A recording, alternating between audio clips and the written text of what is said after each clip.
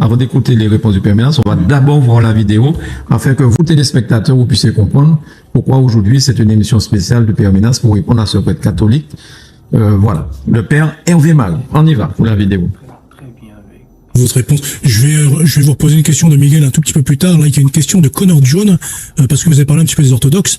Et il dit donc, bonsoir, quels sont les meilleurs arguments à objecter aux orthodoxes qui semblent être bien plus proches de nous que les protestants? Ah bah les orthodoxes, moi, je n'ai pas parmi les non-catholiques. Les orthodoxes, pour moi, sont très proches de nous, c'est clair. Mais maintenant, il y a le Père Ménas qui se bat un petit peu avec ses vidéos quelque part, qui est très intéressant, hein, que moi j'aime bien. Mais quand il parle des orthodoxes et des catholiques, bon, forcément, il défend sa foi, c'est normal, il est orthodoxe. Et moi, je défends ma foi catholique, c'est aussi normal. Mais il le fait avec beaucoup d'humilité, beaucoup de pudeur, ce que j'aime bien chez lui. Et le Père Ménas, quand il justifie l'orthodoxie, il essaie de montrer que l'Église orthodoxe, c'est elle qui existait, et nous les catholiques, et nous sommes divisés. Alors, moi, le seul argument que j'aurais contre le Père Ménas, que j'aime bien, que je respecte, c'est que Irénée, en 170 après Jésus-Christ, dans son livre, a écrit que si vous voulez être fidèle à la doctrine du Christ, il faut être fidèle à l'Église très glorieuse fondée par les apôtres Pierre et Paul à Rome. Il donne la liste des 12 premiers papes. Et si en étant fidèle au pape et à l'Église de Rome, nous sommes fidèles à la doctrine de l'Église catholique. Or, malheureusement, les orthodoxes ont quitté l'autorité de Rome pour prendre une autorité qui est celle du patriarche de Constantinople. Et c'est là, à mon avis, que le retour. Donc ils sont schismatiques. Voilà, ils sont coupés de l'Église. Oui, mais quelque part, bon, ils ont quand même le sacerdoce. Oui, quand on regarde Martin Luther, lui, c'est une personne qui s'est coupée de l'Église. Les orthodoxes, c'est tout un continent qui s'est coupé de l'Église. Un continent et donc, dans ce continent qui s'est coupé de l'Église, vous avez des diocèses avec des évêques, avec des séminaristes, avec des gens qui se formaient. Quelque part, ils ont continué les évêques à ordonner des gens prêtres. Et le sacrement de l'ordre n'a pas quitté l'Église orthodoxe.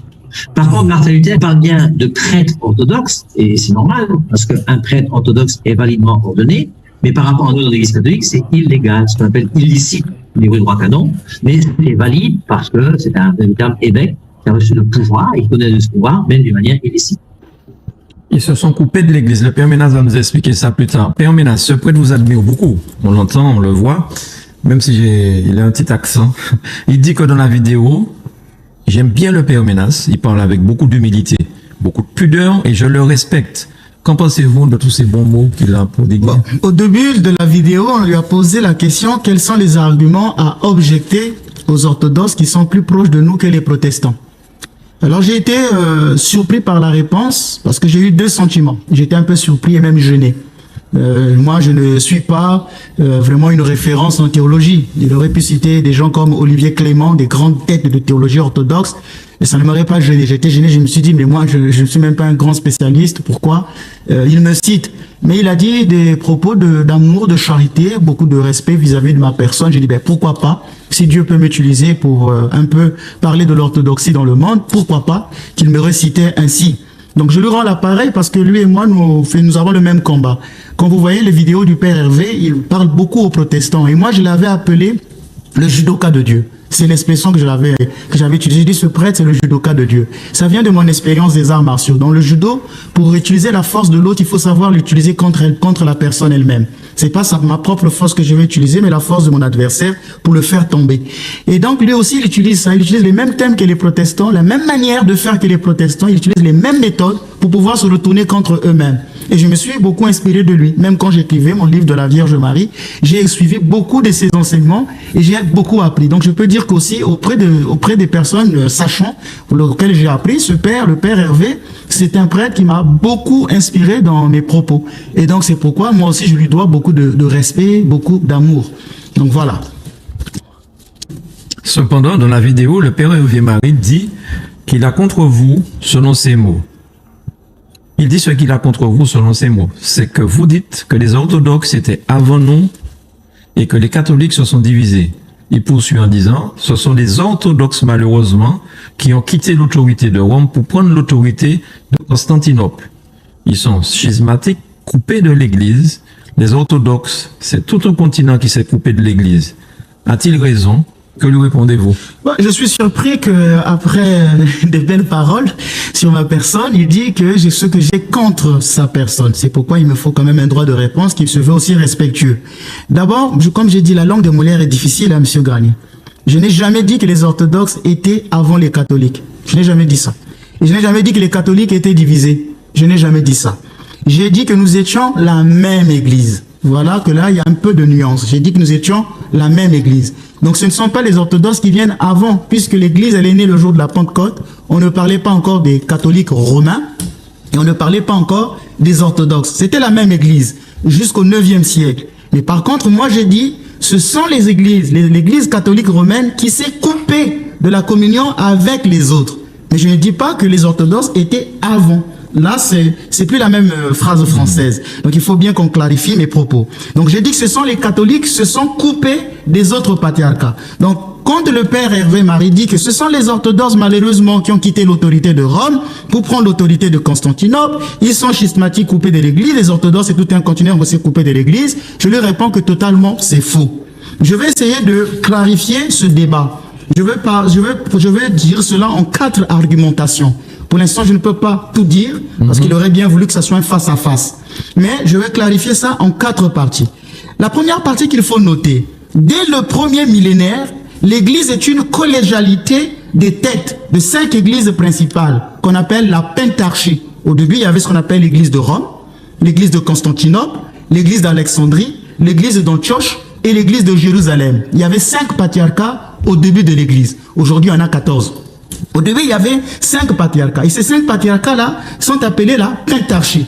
Donc, il faut demander au père Hervé si ce que je dis est faux. Il faut demander aux prêtres catholiques si ce que je dis est faux. Donc, il n'y avait pas que l'église de Rome. L'église, elle n'était pas divisée, mais elle était administrée en 5 pentarchies. Ce pentarchie, dans le mot pentarchie, le mot 5, pentarchie, c'est-à-dire les 5 grandes têtes. C'est comme aujourd'hui, nous sommes en Martinique. Nous avons le Lamentin, nous avons le Robert, nous avons Fort-de-France. Ce sont des mairies qui font partie de l'unique île de la Martinique. C'est comme en métropole, vous avez Paris, vous avez Marseille, vous avez Bordeaux. Donc vous voyez un peu l'église, elle était un peu administrée comme cela. Ça, c'était la première des choses. Deuxième, la pentarchie a créé une expression qu'on appelle église sœur. Dès le 4e siècle, on les appelait des églises sœurs. Elles ont été toutes bâties par des apôtres. Saint-André est allé là-bas, Saint-Pierre est allé là-bas, Saint-Paul est allé là-bas. Par exemple, en Afrique, c'est Saint-Marc et même Saint-Pierre, qui sont les fondateurs de l'église d'Afrique, qu'on appelle Alexandrie en Égypte. Donc cette pentarchie a créé l'expression église sœur. Ce qui veut dire qu'aucune église ne dominait sur l'autre. Et que les autres églises n'étaient pas donc sous la tutelle juridique et canonique de Rome. Ça, il faut que le père Hervé se rappelle de cela. Aucune église n'était sous la tutelle juridique de l'église de Rome. Chacune était indépendante. Donc, troisièmement, cette pentarchie fait que chaque église était autocéphale et catholique. Autocéphale vient du grec, qui veut dire sa propre tête. Képhale, c'est la tête. Autocéphale. Chaque église est autocéphale. Il y avait quelqu'un qui m'avait dit une fois sur les réseaux sociaux, mais vous les orthodoxes, vous êtes autocéphales. Je lui ai répondu que même l'église catholique est autocéphale. Elle a sa propre tête, c'est-à-dire le pape de Rome.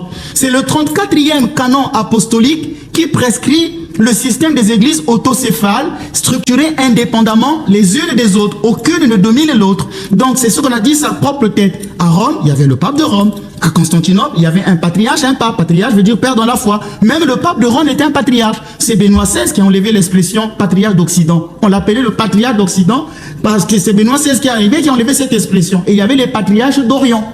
Donc vous voyez que chaque église avait son patriarche. Et dans chaque église se trouve la catholicité. Et quand on dit que l'église elle est catholique, ça ne veut pas dire qu'elle est romaine. La catholicité n'est pas l'apanage de l'église de Rome. C'est l'église du Christ qui est catholique. Elle est une, sainte, catholique et apostolique. Parce qu'elle est fondée sur les apôtres. Donc la catholicité n'est pas l'apanage de l'église de Rome. L'église de Constantinople, elle est catholique. L'église de Jérusalem est catholique. L'église qui se trouvait à Alexandrie est catholique. La catholicité, donc, n'est pas un attribut de l'église de Rome. Souvent, parfois, quand on dit église catholique, on pense direct. C'est pourquoi même dans la vidéo, le père le dit, que les orthodoxes, je ne peux pas les classer parmi les non-catholiques. En d'autres termes, il aurait pu appuyer. En d'autres termes, il veut dire les orthodoxes sont des catholiques. Vous voyez? Parce que quand il dit que vous êtes coupé de l'église, ça sous-entend coupé de l'église catholique. Catholique de Rome. Et c'est pourquoi je vais venir. Donc il faut d'abord qu'on restitue les choses. Donc, quatrièmement, je dis que les patriarches orthodoxes ne sont donc pas des cardinaux de Rome. Parce que si vous dites coupé, ce qui veut dire que c'est comme si le pape de Rome commandait les autres patriarches. Non, ils sont tous égaux. Tout à l'heure, je parlerai de cette égalité. Tous les patriarches sont égaux. Donc les patriarches orthodoxes ne sont pas des cardinaux de Rome, mais ce sont des égaux du pape de Rome. Tout à l'heure, je pourrais bien expliquer. Donc, s'il faut conclure, trois conclusions s'imposent avec cette manière d'expliquer l'histoire de l'Église. 1.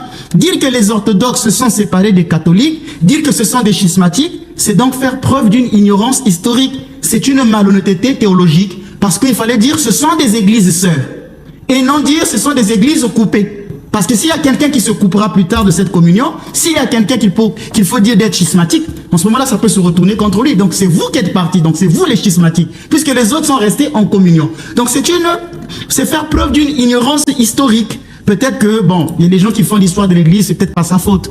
Ça dépend de celui qui lui a donné le cours sur l'histoire de l'Église, comment on lui expliquait ça. Peut-être qu'on lui avait dit que les églises de Constantinople étaient des dépendances de Rome. Je pense que dans son idée, c'est ça, c'était des dépendances. Je restitue, je dis non. Au début, il y a ce qu'on appelle la pentarchie. Chaque église est autocéphale.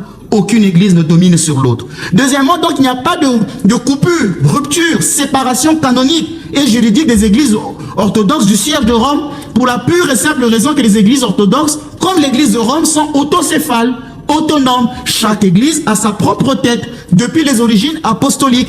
Donc, quand le père Hervé Marie, pour qui j'ai beaucoup de respect aussi, ose qualifier les orthodoxes de schismatiques, il manque de courtoisie œcuménique.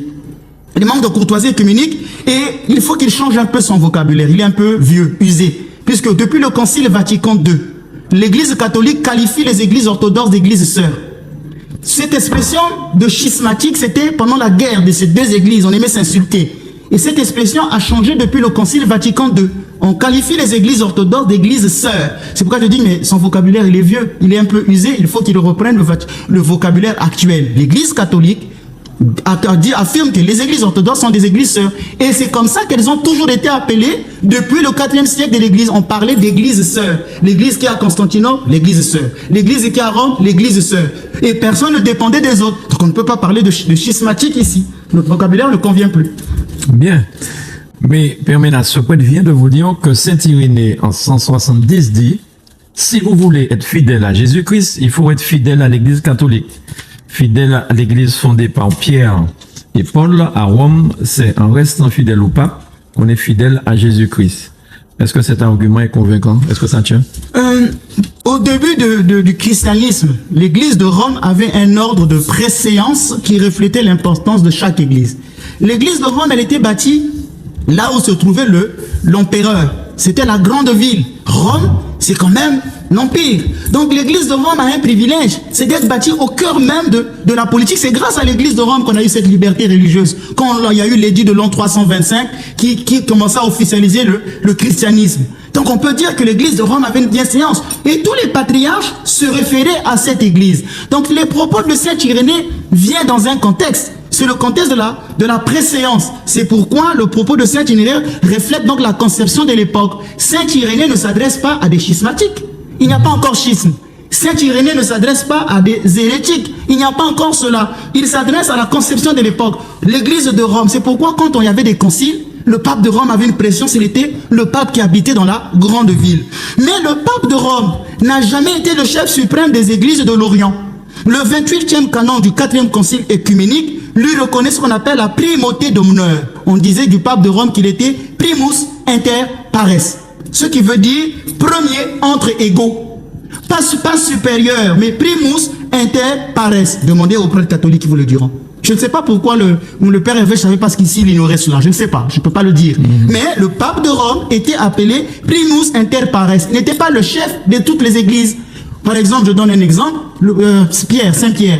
Quand l'Esprit Saint est arrivé, c'est pas Pierre qui était l'évêque de Jérusalem. Pourtant, il est le prince des apôtres. C'est lui qui fondera l'église d'Afrique avec Saint Marc. C'est lui qui fondera avec Saint Paul l'église de Rome. Mais pourtant, il n'était pas le chef de l'église de Jérusalem. Alors qu'à Jérusalem, le premier évêque, c'est pas Pierre, c'est Saint Jacques. Et celui qui va le succéder, c'est le propre frère de Saint Jacques, Simon. C'est pas Pierre. Donc vous voyez qu'il n'est pas le chef de toutes les églises. Il est le premier parmi les égaux. Primus inter pares. Donc le pape de Rome faisait aussi parfois des erreurs, comme tout être humain. Et c'est pourquoi, par exemple, il y a eu le changement du credo. Quand toutes les églises se sont réunies dans les conciles pour parler du credo de Nicée-Chalcédoine. Dans ce credo, on dit l'Esprit Saint procède du Père. Plus tard, ce sont nos frères, donc l'église de Rome, qui rajoute et du Saint-Esprit. Quand on a fait la date de Pâques, Plus tard, c'est l'église de Rome, avec la réforme du calendrier grégorien, qui change la date de Pâques. C'est l'église de Rome qui impose, entre guillemets, je ne dirais pas ça, mais qui demande aux prêtres de ne pas se marier. Alors qu'au début de l'église, les prêtres étaient mariés. Toutes les modifications, tous les changements ont eu lieu dans l'église de Rome. Et les autres patriarches interpellaient leurs frères. Mais frères, ces changements-là ne nous sont pas accordés. Moi, j'aurais voulu, par exemple, si le père Hervé pouvait me dire qui a réellement changé la date de Pâques. Qui a changé, qui a demandé que les prêtres catholiques romains soient mariés. Est-ce que c'était au début du christianisme, c'était ainsi? Tous ces changements-là, moi je m'attends à un débat simplement objectif et historique. Je n'ai pas quelque chose de passionnel. Moi aussi je voudrais apprendre. Et moi je rappelle que c'est pas les autres patriarcats, c'est l'église de Rome qui changeait les choses. Et ça a été là, c'est ça qui a conduit vers le schisme. Tous ces changements qui avaient lieu dans l'église de Rome. Et les autres se sont séparés de lui, ou bien lui il s'est séparé des autres. C'est pourquoi les autres patriarcats sont toujours restés en communion. Aujourd'hui, les autres patriarcats sont en communion. Mais s'il y a un patriarcat qui s'est détaché, c'est le patriarcat de Rome. Donc maintenant, qui a quitté qui? Mais je ne dis pas que ce sont les orthodoxes étaient avant. Nous étions tous ensemble. Mais l'autre s'en va parce que, comme je disais, ils ont eu leur raison. Mais ont-ils eu raison? C'est la question que je me suis posée.